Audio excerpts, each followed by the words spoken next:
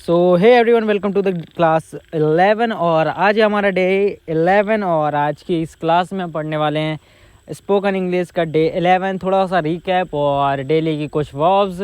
हमें टोटल 11 दिन हो चुके हैं, आज 11वां दिन है और आज मैंने कहा था कि कुछ नोट्स दूंगा और उस तरीके से पढ़ाऊँगा कि आपको डॉक्यूमेंट्स फॉर्म में पढ़ाऊँगा। लेकिन नहीं, अभी क्या है कि मैंने डॉक्यूमेंट्स क्रिएट नहीं कर पाए, तो अब हम ये जो देखेंगे वो हम सुबह में डॉक्यूमेंट क्रिएट करूँगा और कल की वीडियो जो है वो दोपहर तक आ सकती है, क्योंकि कल मेरा कॉलेज भी नहीं है, तो हो सकता है मैं कल जल्दी वीडियो अपलोड कर दूं। तो आज हम डे 11 में पढ़ने वाले हैं, ठीक है। तो पहले रिकैप कर लेते हैं।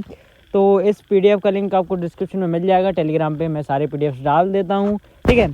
तो अभी शुरू करते हैं रिकैप, ठीक है। तो स्पोकन इंग्लिश कोर्स डे 11 तो अभी हम देख लेते हैं, ठीक है। तो सबसे पहले पार्ट 1 में हम रिकैप करेंगे डे 10 का, ठीक है।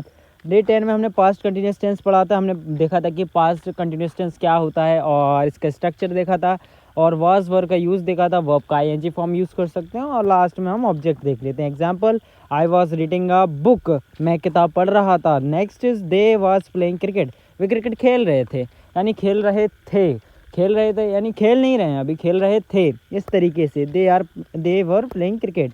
एक से ज़्यादा है तो वर है, ठीक है, और अकेला है तो वाज आया, ठीक है। I was. पार्ट 2 में हम पढ़ते हैं, न्यू टॉपिक देख लेते हैं, simple future tense. Simple future tense पढ़ने वाले हैं अभी हम। इसकी डेफिनेशन बहुत सिंपल है भाई। जब हम कोई काम जो भविष्य में आने वाला कल होगा, हम भविष्य में करने वाले हैं, तो हम सिंपल फ्यूचर टेंस भविष्य काल का साधारण रूप। डेफिनेशन से कोई भी काम जो हम आगे करने वाले हैं, ठीक है। जो काम जो बीत चुका वो पास्ट था, जो कर रहे हो वो प्रेजेंट है, और जो हम करने वाले हैं वो फ्यूचर है, तो जिसे हम भविष्य बोले जाते हैं। जैसे कि अभी मैं बैठा हूँ, ठीक है, तो मैं खाना खाऊंगा, अभी खा नहीं रहा हूँ, ठीक है। खाना खाऊंगा यानी आगे खाऊंगा ना, फ्यूचर में खाऊंगा, आने वाले समय में खाऊंगा। तो सिंपल डेफिनेशन यही है कि कोई काम जो आप आगे करोगे, अभी किया नहीं है या आगे करोगे। जैसे मैं कल कार खरीदूंगा, मैं कल गाड़ी खरीदूंगा, या मैं कल वहाँ जाऊंगा। कोई भी सेंटेंस ले सकते हो जो कल के बाद हो, यानी कि कल कह दो या कोई भी आप आगे कह दो जो आप फ्यूचर में करने वाले हो, ठीक है। सिंपल है ये, ठीक है। इसमें क्या होता है, हम सब्जेक्ट, इसका स्ट्रक्चर बहुत सिंपल है। Subject plus will shall, verb का फर्स्ट फॉर्म यूज़ करो और लास्ट में ऑब्जेक्ट लगा दो, ठीक है। विल और सॉल, तो विल का यूज़ तो मैं बताऊंगा यहाँ पे, साल का यूज़ बताऊंगा। साल का यूज़ स्पोकन इंग्लिश में बहुत कम होता है और लगभग ना के बराबर यूज़ होता है, ठीक है। इसके कुछ सिंपल रूल्स हैं, देखो। साल्स पहले आई और वी के साथ यूज़ होता था, अब मॉडर्न इंग्लिश में हर जगह विल यूज़ होता है। बिल्कुल, साल पहले यूज़ होता था, जैसे कि हमने पढ़ा है पहले, और जो न्यू है न्यू इंग्लिश में, मॉडर्न इंग्लिश में अब विल ही यूज़ होता है। सॉल का यूज़ बंद हो चुका है लगभग, ठीक है। तो अभी एग्जांपल देख लेते हैं। I will go to school, मैं स्कूल जाऊँगा, ठीक है। I will go to school. Again देख लेते हैं, सी विल कुक फूड, वह खाना बनाएगी।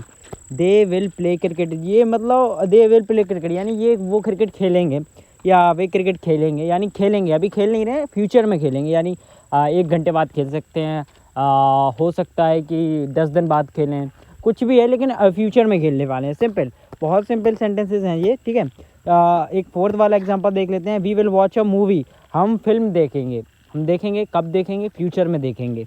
और इसकी पहचान सिंपल ये है, लास्ट में गे आता है, इसमें गे गा इस तरीके का जो है सेंटेंस होते हैं, लास्ट में आपको गा देखना है, ठीक है।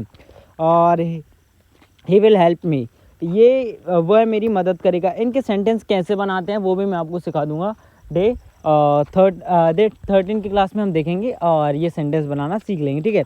तो पार्ट 3 में देखते हैं हम इसी का सिंपल फ्यूचर का नेगेटिव सेंटेंस देख लेते हैं। सिंपल फ्यूचर में नेगेटिव में क्या होता है, विल के बाद विल नॉट आ जाता है, और विल नॉट को हम इस तरीके से भी लिख सकते हैं, ठीक है। विल नॉट लिखना है, ठीक है। और subject plus will not plus verb का फर्स्ट फॉर्म आएगा, और लास्ट में ऑब्जेक्ट। वर्ब के बिना आप इंग्लिश नहीं सीख सकते हो, मैं हर क्लास में बोलता हूँ और अभी भी बोल रहा हूँ, वर्ब के बिना आप इंग्लिश नहीं सीख सकते हो। तो ठीक है, देख लेते हैं एग्जाम्पल, देख लेते हैं। कुछ एग्जाम्पल हैं कि I will not go to market, मैं बाज़ार नहीं जाऊँगा, तो आई विल नॉट, विल के बाद नॉट लगाया है, ठीक है। तो यहाँ पे सिंपल है, विल के बाद नॉट लगा दो, जो भी है, ठीक है। ये नेगेटिव सेंटेंस बन जाता है। स्टार्टिंग में जो कोई भी सिंपल सेंटेंस है उसमें विल आ रहा है, आई विल गो दिया, एंड लास्ट में यहाँ पे हम नॉट लगा दो, आई विल नॉट गो दिया। इस तरीके से कोई भी सेंटेंस हम बना सकते हैं। दे विल नॉट स्टडी, वे पढ़ाई नहीं करेंगे। इस तरीके से पार्ट 4 में हम पढ़ लेते हैं इंट्रोगेटिव।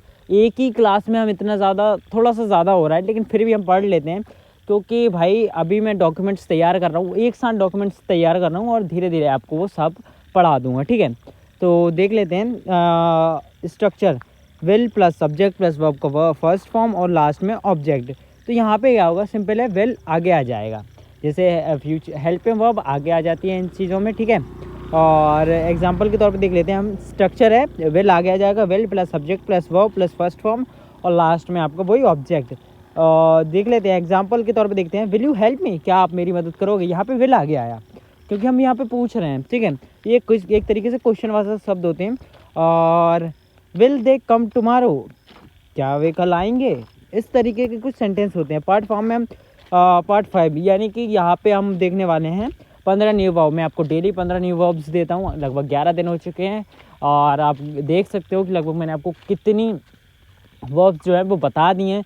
कुछ रिपीटेड वर्ब्स होते हैं जिससे आपकी जो है वोकेबलरी और आपकी जो वर्ब्स हैं वो स्ट्रांगली आपको याद हो जाए, ठीक है। तो सबसे पहले देख लेते हैं मेक का सेकंड फॉर्म मेड, मेकिंग।